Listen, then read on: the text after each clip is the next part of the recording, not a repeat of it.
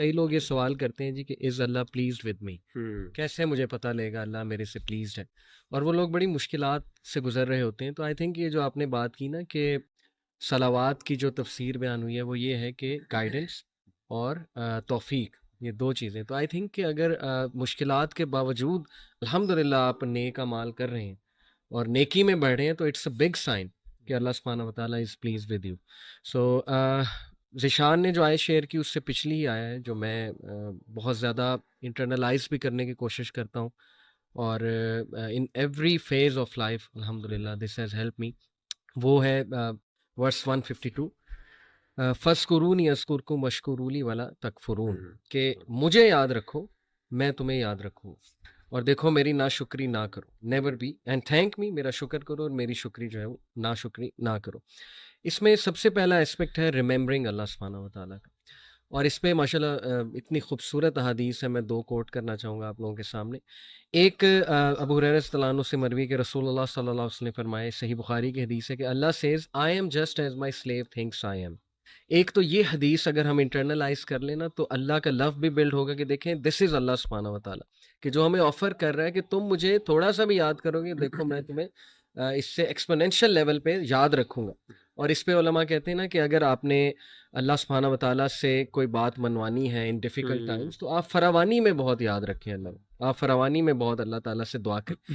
دوسری بڑی زبردست حدیث یہاں پہ کہ ابو ہریرہ سے ہی مروی ہے کہ نبی اکرم صلی اللہ علیہ وسلم نے فرمایا کہ when Allah loves a servant he calls Jibril and he says verily I love this person so you should love him. جبرائیل ان سے محبت کرتے ہیں، پھر وہ اعلان باقی آسمانوں پہ ہوتا ہے، تو so on and so forth. یعنی آپ دیکھیں کہ سب سے جو ہولی کریچرز ہیں، یعنی اینجلس کو ہم بڑا وہ ہولی کریچر ظاہر ہے ایک تصور ہے، وہ اگر انسان کے لیے دعا کر رہے ہیں اور وہ محبت کر رہے ہیں انسان سے، تو آئی تھنک کہ اس انسان کو بڑا اس پہ خوش ہونا چاہیے.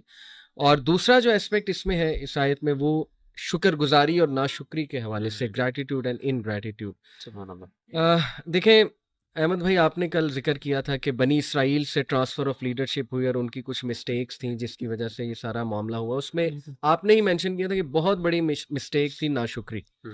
یعنی ایک تو اللہ کی نعمتوں کی ناشکری کہ جی من و سلوہ ہمیں پسند نہیں، ہمیں تو یہ جو ہے وہ فوڈس چاہیے. پھر یہ کہ اللہ نے نبی بھیج دیا، آزادی دے دی آپ کو فرعون سے، اس کے بعد اللہ نے شریعت بھیج دی، ہر چیز تو آپ کو بھیج دی، لیکن یہ کہ ناشکری.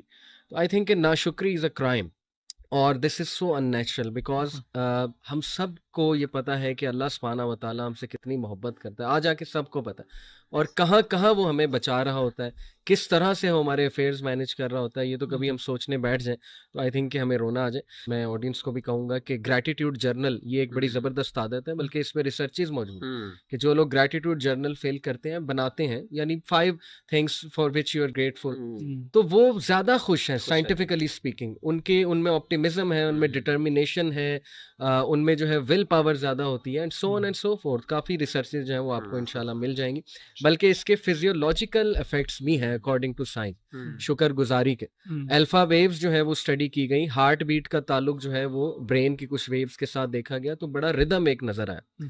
تو ماشاءاللہ دیکھیں جو بھی احکامات دین اسلام کے ہیں they are absolutely scientific. So دیکھیں مائی پوائنٹ از کہ الحمدللہ we should be very thankful to Allah کہ ہمیں ایک بنا بنایا سسٹم اللہ سبحانہ تعالیٰ نے دے دیا، وہ پرنسپلز دے دیے جن پہ عمل کر کے ہم ایک بہترین اور سیلف فلفلمنٹ والی زندگی الحمدللہ جو ہے گزار سکتے. اچھا، ویسے تو سورہ بقرہ کا ایک جو ہے نا وہ موضوع چل رہا ہے، لیکن بالکل اگر ہم مائکرو فوکس ہو کے کوئی ایک آیت دیکھیں جو مجھے پرسنلی کافی پروفاؤنڈ لگتی ہے. اس پارے کے شروع میں اللہ تعالیٰ نے اس میں ایک رول بتایا. سورہ فاتحہ میں ہم نے کل دیکھا تھا کہ ایاک نعبد و ایاک نستعین، کہ اللہ ہم آپ ہی کی عبادت کرتے ہیں اور آپ ہی سے مدد مانگتے ہیں. تو استعانت میں اللہ تعالیٰ نے ایک ہمیں یہاں پہ ایک اصول بتا دیا، ایک آپ سمجھیں طریقہ بتا دیا کہ ہم اپنی پرسنل لائف میں استعانت کیسے لے سکتے ہیں. اللہ تعالیٰ فرماتے ہیں یا ایھا الذین آمنوا استعینوا بالصبر والصلاۃ، کہ اے اہل ایمان جنہوں نے ایمان کا دعویٰ کیا وہ اللہ سے مدد طلب کریں 2 چیزوں سے، صبر سے اور صلاح سے. تو یہ 2 جو چیزیں ہیں صبر اور صلاح بہت بڑے ٹاپکس ہیں، لیکن میرے خیال سے ان کو اگر ہم سمجھیں اور ان کو انٹرنلائز کریں تو استعانت جو ہے وہ ایک اچھے طریقے سے لی جا سکتی ہے. تو صبر کیا ہے؟ عام طور پہ آپ کو پتہ ہے ہمارے ہاں اردو میں صبر کو سمجھا جاتا ہے کسی مصیبت پہ صرف صبر کرنا، لیکن اگر ہم دین کی روح سے دیکھیں تو صبر کو اسکالرز نے جو ہے وہ 3 ٹیئرز میں ایکسپلین کیا ہے، یا 3 اس کی جو ہیں اس کے اینگلز ہیں دیکھنے کے۔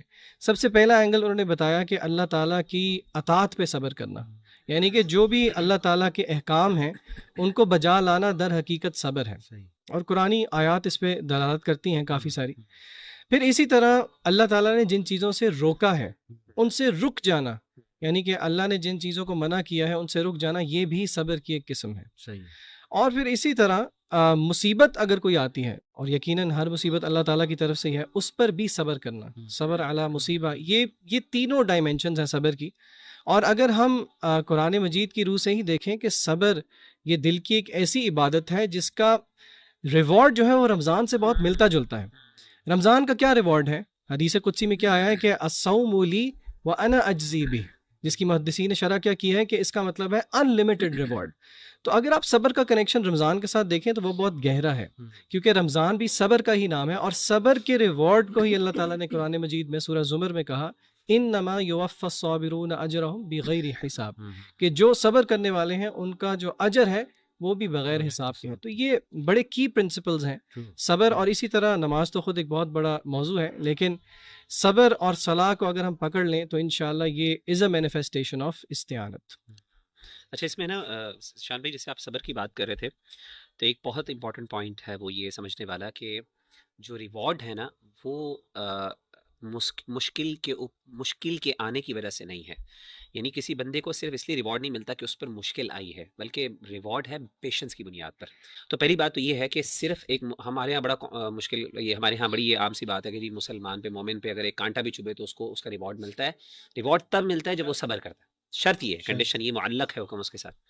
دوسری چیز جو امپورٹنٹ ہے میں سمجھتا ہوں وہ یہ خاص طور پہ صبر کے حوالے سے کہ اللہ تعالیٰ نے یہ جو صبر کی جو لوگ اہل صبر ہے ان کی جو خاص بات بتائی ہے وہ یہ ہے اولئک علیہم صلوات من ربہم ورحمہ۔ یہ بہت بڑی بات ہے، یہ مطلب یہ آیت اللہ کی کمپیشن اور اللہ کی محبت بیان کر رہی ہے۔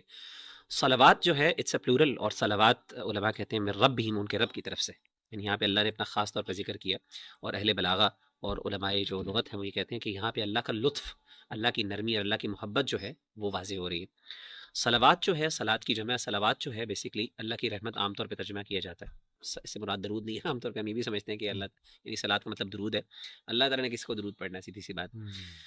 تو اس کا مطلب یہ ہے کہ صلوات کے مطلب 2 ہیں۔ علماء نے کہا کہ صلوات کا تعلق دنیاوی لائف اور اخروی لائف کے ساتھ ہے، یعنی اللہ کی رحمتیں دنیا میں کیا ہیں، 2 چیزوں کی صورت میں، ایک ارشاد اور دوسرا توفیق، یعنی اللہ تعالیٰ دنیا میں انسان کو گائیڈنس دیتے ہیں۔ صلوات کا مطلب یہ، کیونکہ رحمت الگ سے ذکر کی، تو ارشاد کا مطلب یہ ہے کہ اللہ تعالیٰ ایک بندے کو گائیڈنس بھی دیتے ہیں، یعنی ارشاد، اور دوسرا توفیق۔ صرف گائیڈنس کافی نہیں ہے، عمل کی توفیق بھی بہت امپورٹنٹ ہے۔ اور آخرت میں بھی صلوات، آخرت میں صلوات کا مطلب 2 ہے، وہ یہ ہے کہ ایک تو ریوارڈ ثواب، اور دوسرا مغفرت، یعنی ثواب کس پر، جو اچھے عمل کیے ہیں، اور مغفرت جو برائیاں یا غلطیاں ہو گئی۔